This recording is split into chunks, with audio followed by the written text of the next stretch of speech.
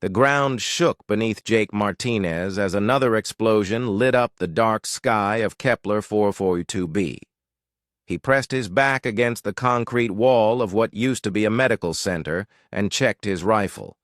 The mining colony had turned into a war zone 3 days ago when the Zephyrian forces landed. Now everything was smoke and rubble. Jake wiped sweat from his forehead and looked at his squad. Danny was reloading his weapon while Kate kept watch around the corner. Their mission was simple: clear the medical district and secure any human survivors. The Zephyrians had retreated to the northern sector, but they left plenty of traps and wounded behind. "Movement in the building ahead," Kate whispered into her comm. Jake nodded and signaled for the team to advance. They moved carefully through the debris-filled street. The medical center had taken a direct hit, but part of it was still standing. Inside the building, Jake heard something that made him stop. It was not gunfire or explosions. Someone was crying. Not human crying, though. The sound was higher-pitched and had a strange musical quality to it. Danny raised his weapon, but Jake held up his hand. They moved deeper into the building following the sound. In what used to be the emergency room, they found her. A Zephyrian female was kneeling beside a small human child. The child was barely breathing and had blood on her chest. The Zephyrian was trying to stop the bleeding with torn pieces of cloth. Jake had never seen a Zephyrian up close before. She was tall and thin with pale blue skin that seemed to shimmer in the dim light. Her hair was white and moved like it was underwater. Her eyes were large and completely black. She wore what looked like medical robes that were now stained with blood. When she saw the human soldiers, she did not run or reach for a weapon. She just looked at them with those strange black eyes and kept working on the child. Jake noticed that the Zephyrian was wounded too. Dark blue blood was flowing from a gash in her side. "Sir, what are your orders?" Danny asked quietly. The standard protocol was clear. All Zephyrians were to be treated as enemy combatants. But this one was clearly trying to save a human child. Jake watched as the Zephyrian tore another strip from her robes and pressed it against the child's wound. She was losing a lot of blood herself, but she ignored her own injury. There were other wounded people in the room, too. Both human and Zephyrian civilians who had been caught in the fighting. "She is trying to help them," Kate said with surprise in her voice. The Zephyrian looked up at Kate and seemed to understand. She pointed to other wounded people around the room and then to her medical supplies that were scattered nearby. Suddenly, the building shook again. More explosions were getting closer. A piece of the ceiling broke loose and started to fall toward the child and the Zephyrian medic. Without thinking, the Zephyrian threw herself over the child to protect her. The concrete block hit the Zephyrian in the back, and she cried out in pain. When Jake pulled the debris away, he saw that she was badly hurt. The blue blood was flowing faster now, and her breathing was getting shallow. But she was still trying to check on the child. "We need to get out of here," Danny said. "The building is not stable." But Jake was watching the Zephyrian. Her skin was getting paler and her movements were getting weaker. She was dying. Jake had some medical training from his time as a field medic. He could see that she was losing too much blood. The child was stable now thanks to the Zephyrian's work, but the medic herself needed help immediately. "Sir, the Zephyrian is enemy personnel," Danny reminded him. "We have orders." But Jake was not thinking about orders anymore. He was thinking about what he had just witnessed. This enemy medic had risked her life to save a human child and other wounded civilians. Jake pulled out his field medical kit and knelt beside the Zephyrian. She looked at him with confusion in her dark eyes. He pointed to her wounds and then to his medical supplies. She seemed to understand and nodded weakly. But when Jake examined her injuries, he realized that normal human medical supplies would not work. Her blood was completely different. It was dark blue and had an almost crystalline quality to it. Her body structure was different too. Human bandages and medicines would not help her. The Zephyrian was getting weaker by the minute. Her breathing was becoming very shallow, and her skin was losing its shimmer. Jake knew she was dying, and there was nothing he could do with his standard medical kit. Then he remembered something from his advanced medical training.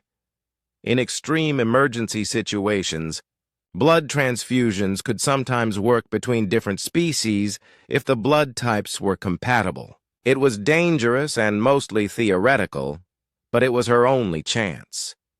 Jake looked at his own blood type marking on his uniform. Type O, negative. Universal donor for humans. He had no idea if it would work with Zephyrian physiology, but he had to. Try. Sir, what are you doing? Kate asked as Jake prepared a transfusion kit.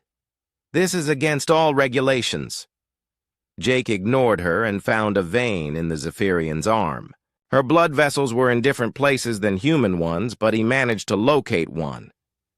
This is insane, Danny said. Human blood has never been tested on their species. You could kill her. But Jake was already connecting the transfusion line. The Zephyrian was barely conscious now, but she seemed to understand what he was trying to do. Jake connected the other end of the line to his own arm and started the blood flow. His red human blood began flowing into her blue crystalline circulatory system. For a moment, nothing happened. Then the Zephyrian's eyes opened wide, and she looked directly at Jake. Something strange was happening. As Jake's blood mixed with hers, her skin began to shimmer more brightly. Her breathing got stronger, and the bleeding from her wounds started to slow down. But there was something else. Jake felt a weird sensation like something was touching his mind. The Zephyrian medic was staring at him with an expression of complete shock. Her black eyes seemed to be looking right into his thoughts. Jake felt dizzy, but he continued the transfusion until her vital signs stabilized. When it was over, the Zephyrian sat up slowly. She looked at Jake and then at the child she had saved. She said something in her own language that sounded like music. Then she touched her chest and then pointed to Jake. Even without understanding her words, Jake knew she was saying thank you. The building shook again, and Jake knew they had to leave. He helped the Zephyrian to her feet and signaled for his squad to gather the wounded. As they prepared to evacuate, Jake noticed that the Zephyrian medic was still looking at him strangely, like she was seeing him for the first time. What Jake did not know was that his simple act of giving blood had started something that would change both their species forever. Lyra Veltar had never experienced anything like this before. As the human soldier's blood flowed through her system, she felt her mind opening to thoughts and feelings that were completely foreign to her species. The sensation was overwhelming and beautiful at the same time. In Zephyrian culture, blood was sacred. When two Zephyrians shared blood during their bonding ceremonies, they could experience each other's memories and emotions. But this was different. This human's blood carried something her people had never encountered before. She could see images from Jake's life flashing through her consciousness. A small house with yellow walls where a woman with kind eyes made food in a bright kitchen. Children laughing and playing in a green yard under a warm sun. The feeling of arms wrapped around him in comfort when he was sad. These concepts were strange to Lyra because Zephyrians did not form emotional bonds with family members. But there was more. She experienced Jake's memories of training to become a soldier, not because he was forced to, but because he wanted to protect people he did not even know. This idea was completely impossible for a Zephyrian to understand. Why would someone risk their life for strangers who could not benefit them in return? As Jake helped her walk through the ruined medical center, Lyra felt his emotions as if they were her own. She sensed his genuine concern for her well-being even, though she was supposed to be his enemy. She felt his worry about the wounded child and his determination to get everyone to safety. These feelings were so intense that they made her dizzy.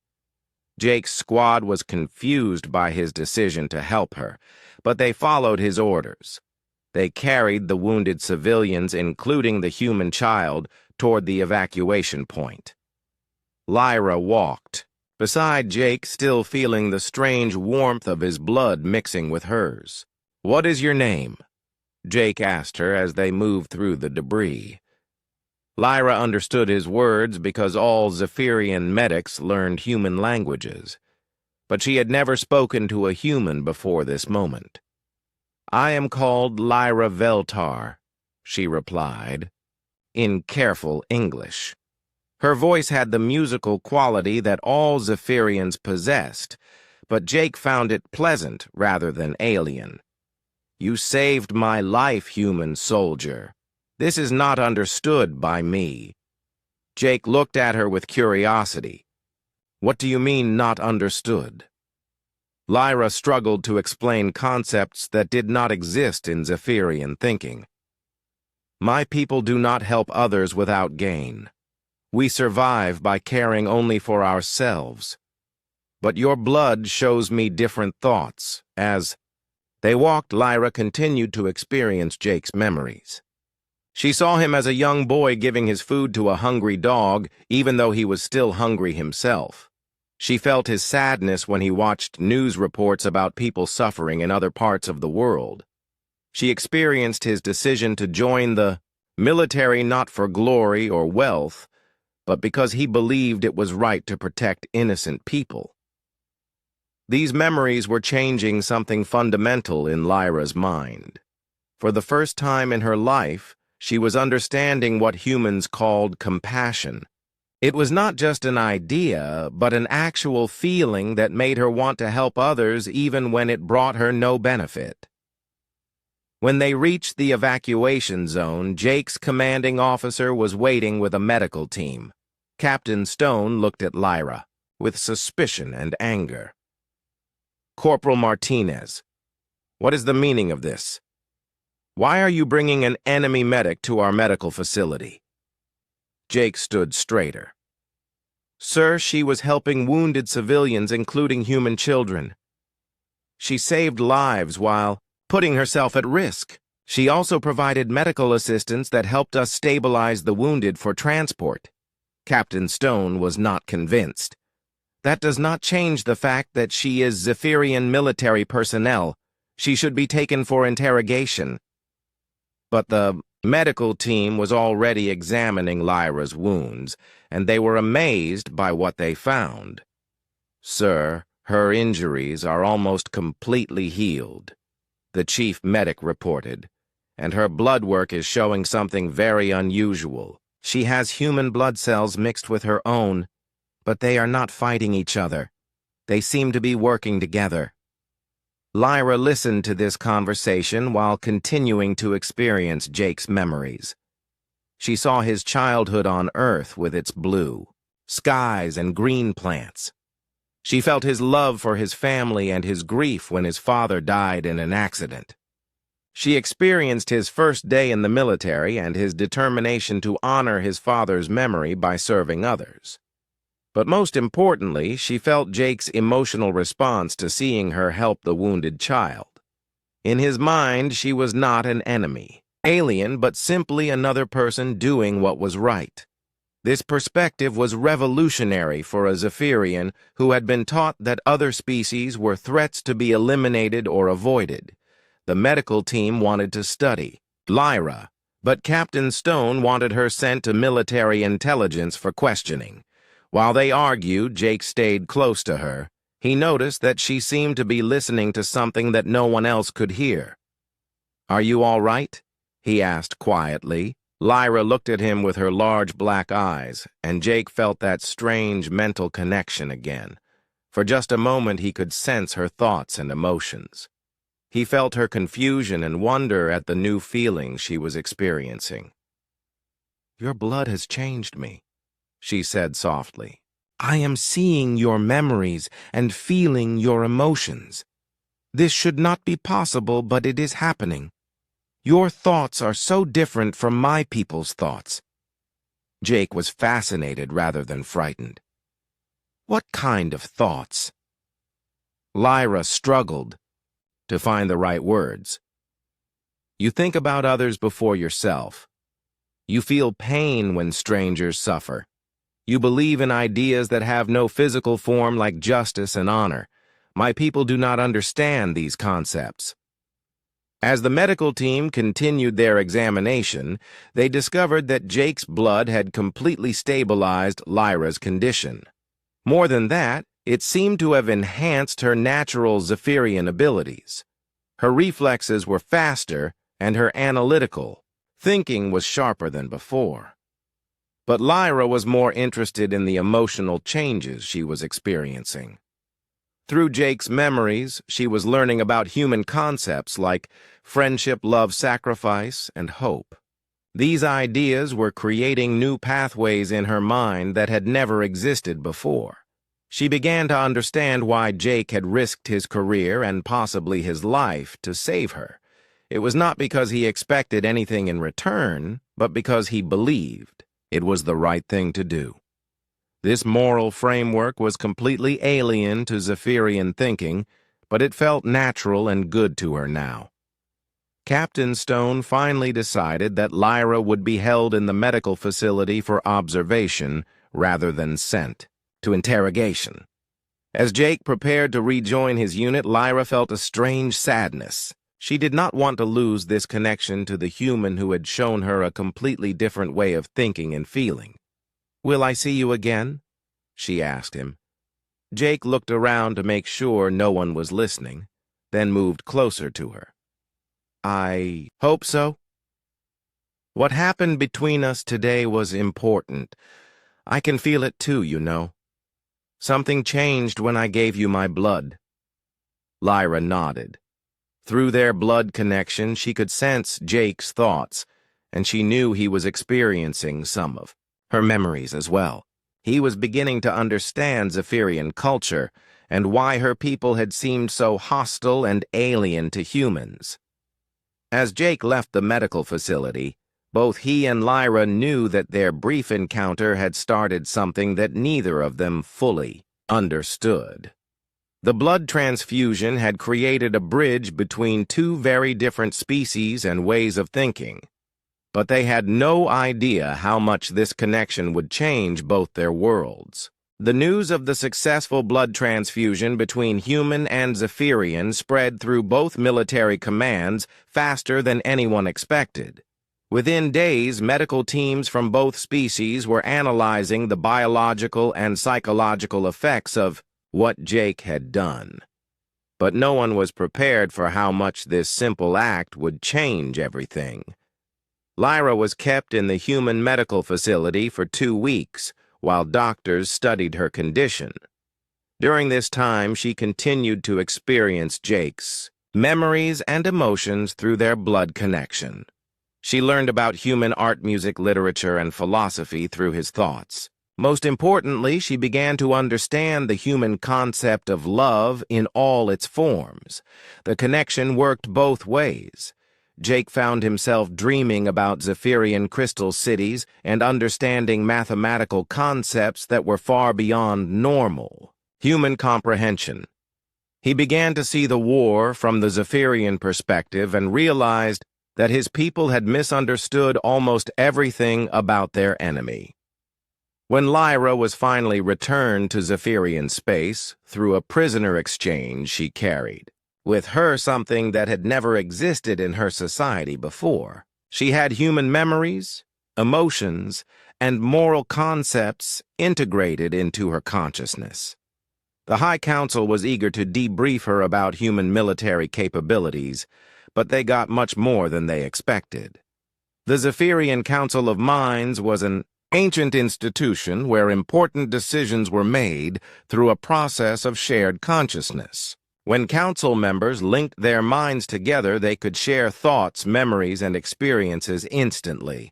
This was how Zephyrian society had functioned for thousands of years. When Lyra joined the council link for her debriefing, something unprecedented happened. Jake's memories and emotions flowed into the minds of the 12 council members. For the first time in Zephyrian history, the council experienced human thoughts and feelings directly. Elder Zethran was the first to speak when the link was broken. His normally emotionless face showed confusion and wonder.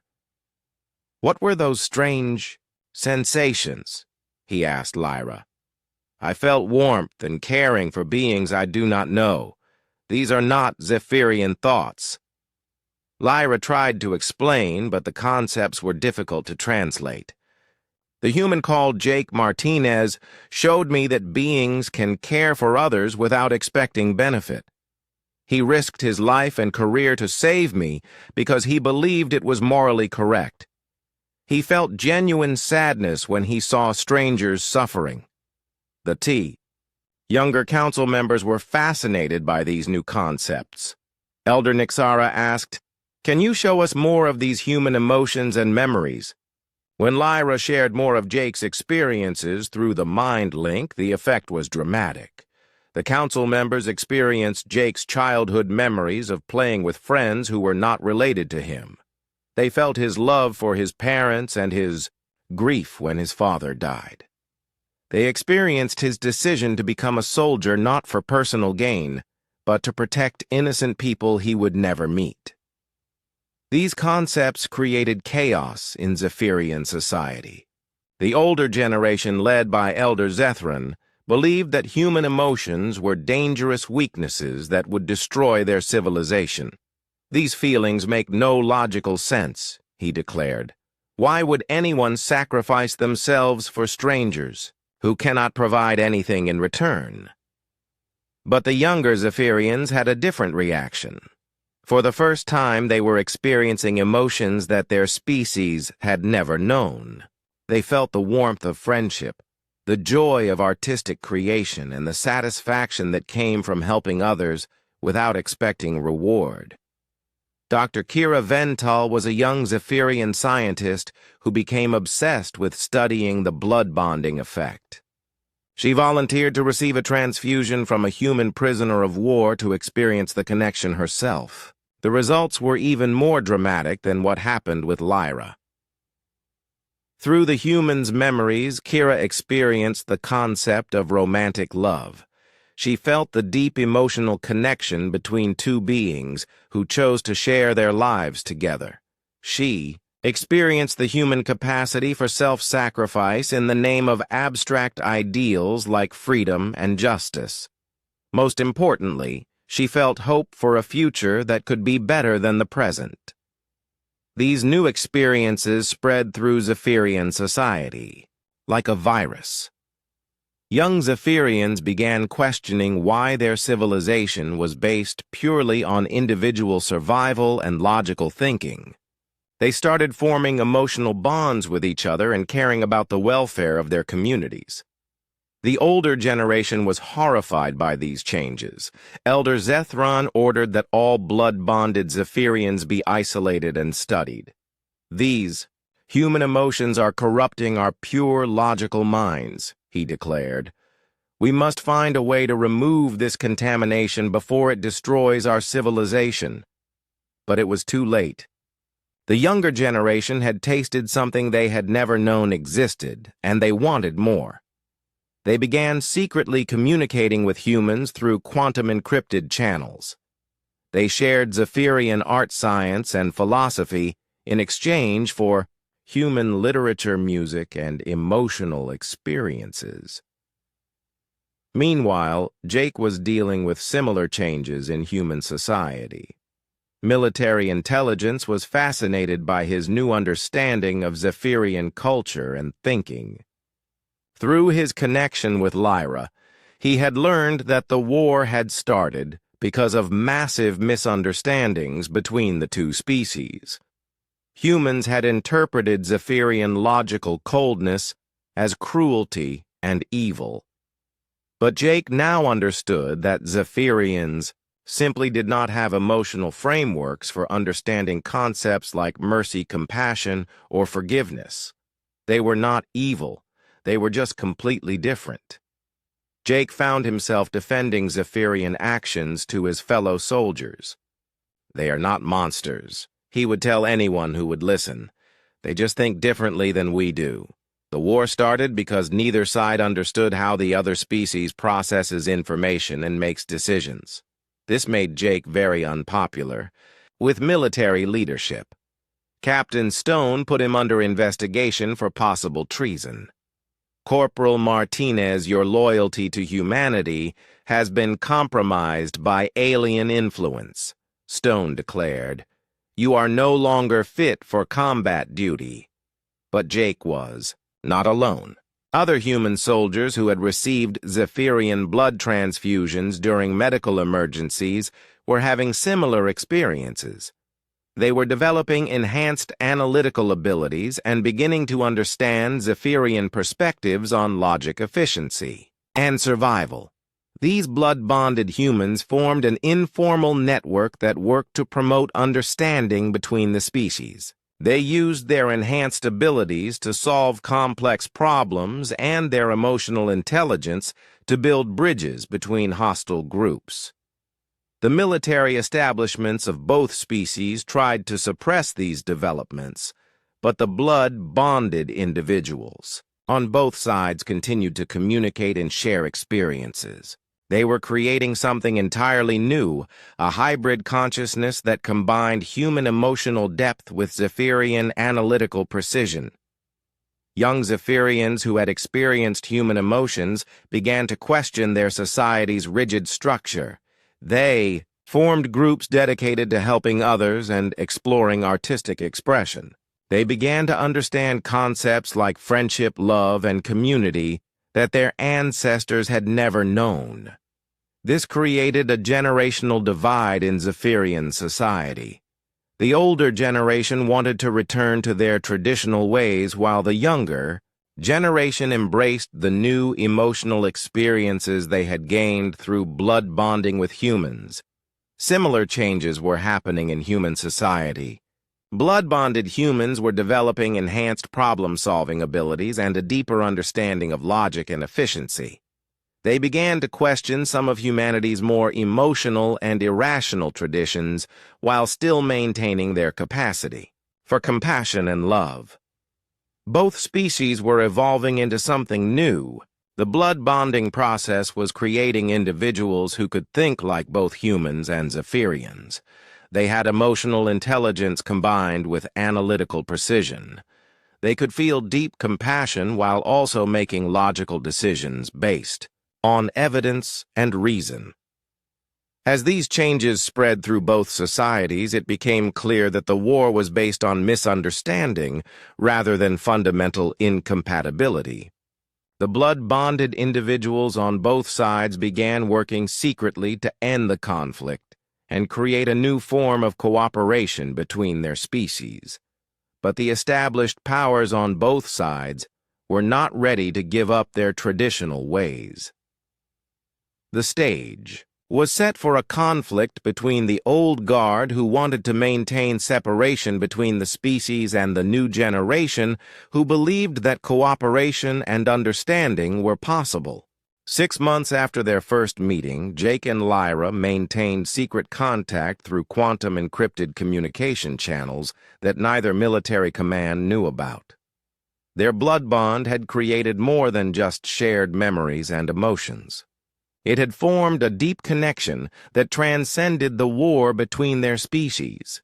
Every night when his duties allowed, Jake would access a hidden terminal in the UES Defender's communication array. Using codes provided by blood-bonded humans in the intelligence division, he would send messages to Lyra, who was now stationed at a Zephyrian research facility on the edge of their territory.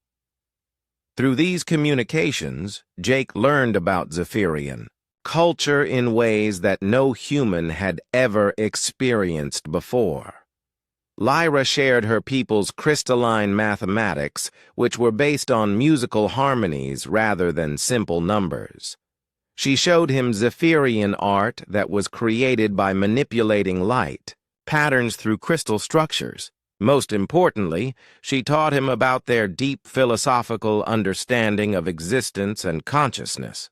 In return, Jake shared human art literature and music with Lyra. He sent her recordings of classical symphonies that made her crystalline, skin shimmer with pleasure.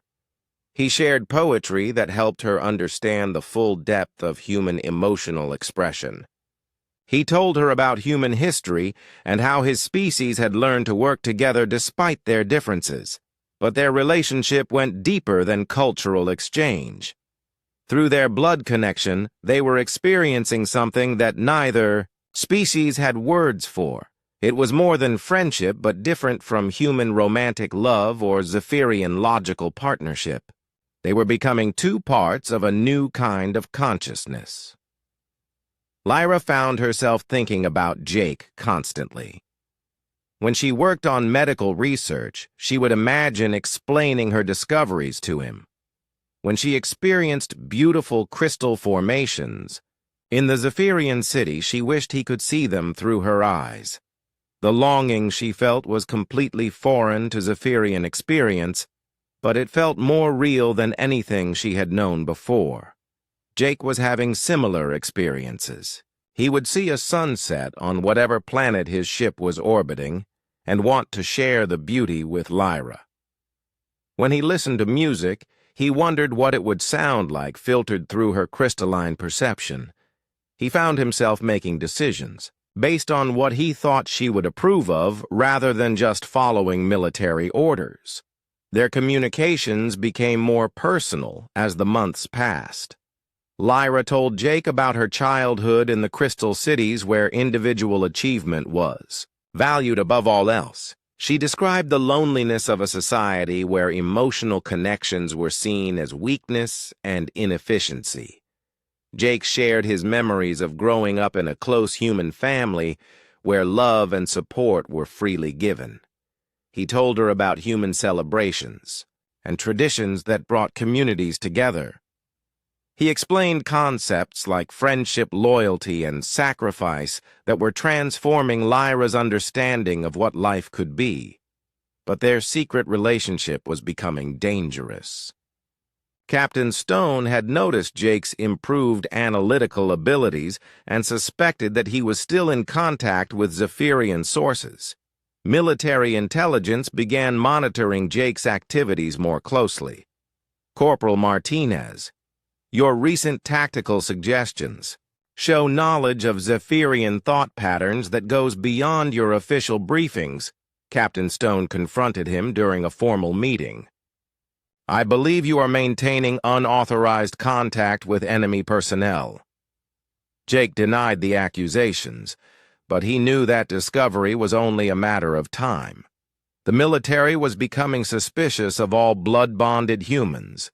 Several had already been transferred to non-combat positions or placed under investigation for possible treason.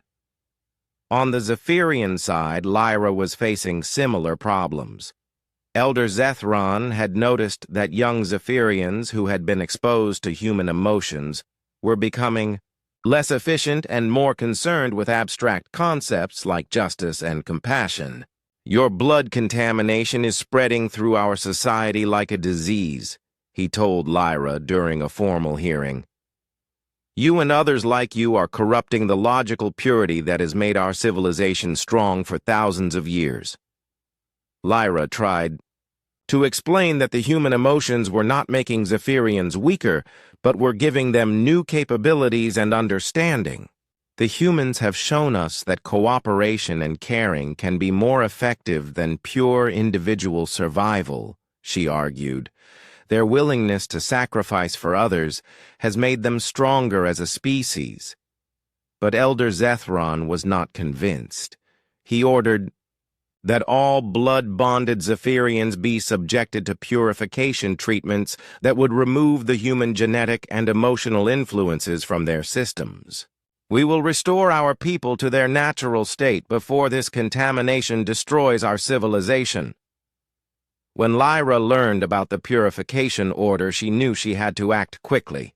The treatment would not only remove her connection to Jake, but would eliminate all the human emotions and concepts that had become part of her identity.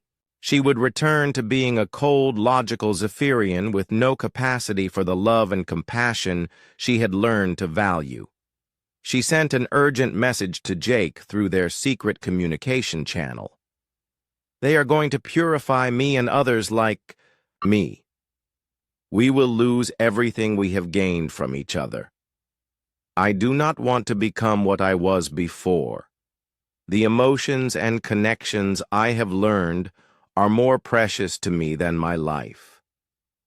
Jake felt a surge of protective anger when he received her message. The idea of Lyra being forced to lose everything that made her unique was unacceptable to him. Without thinking about the consequences, he began planning a rescue mission. Danny, I need your help with something that could get us all court-martialed, Jake told his closest friend in the squad. But it is the right thing to do, and it could help end this war.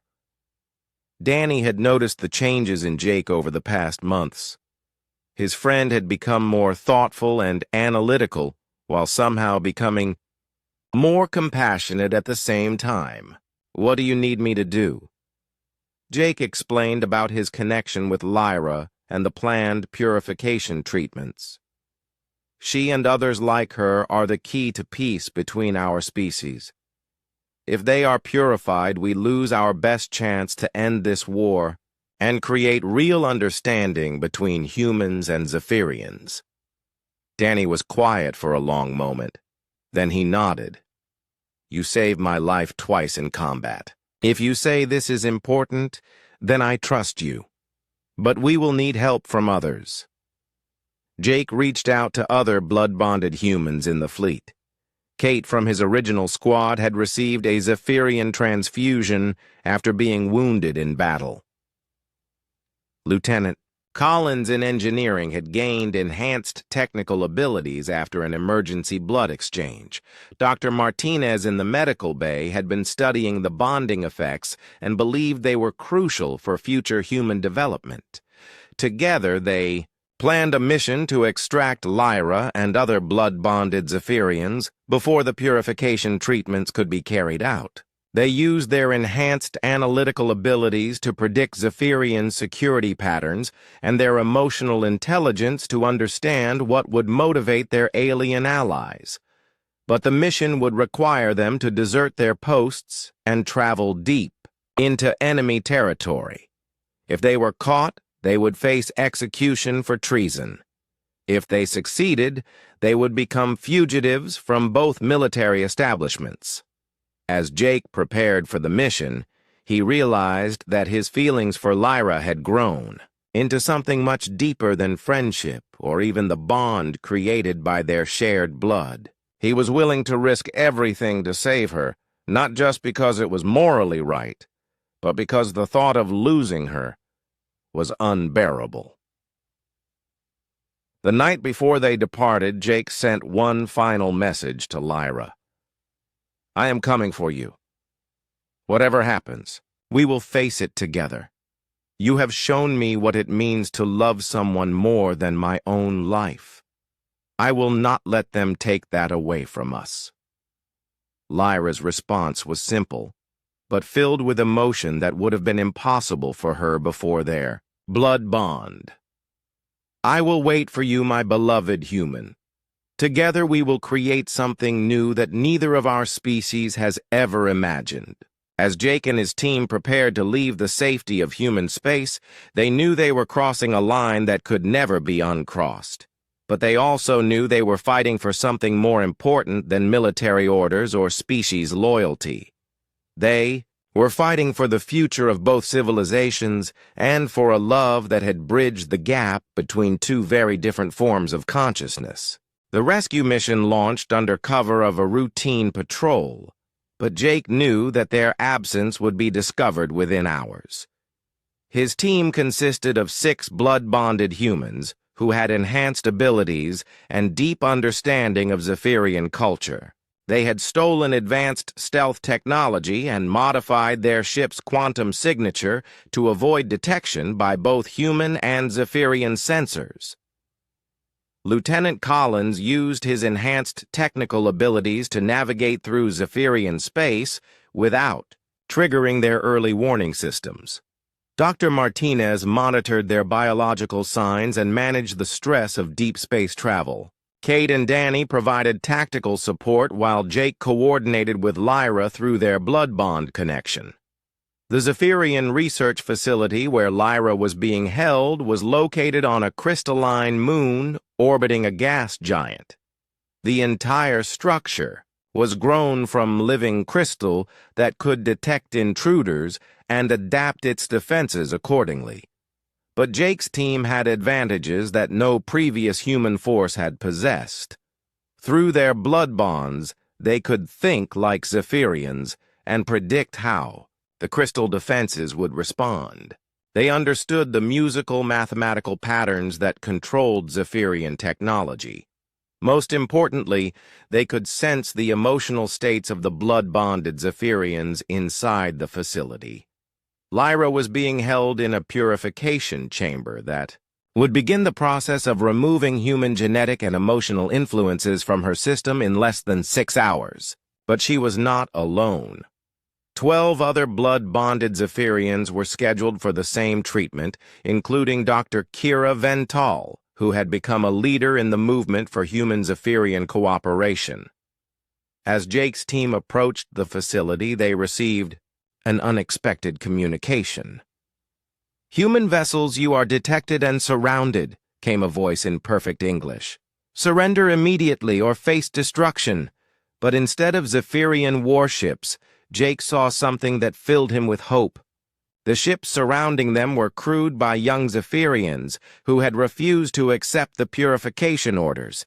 They had stolen their own vessels and were planning their own rescue mission.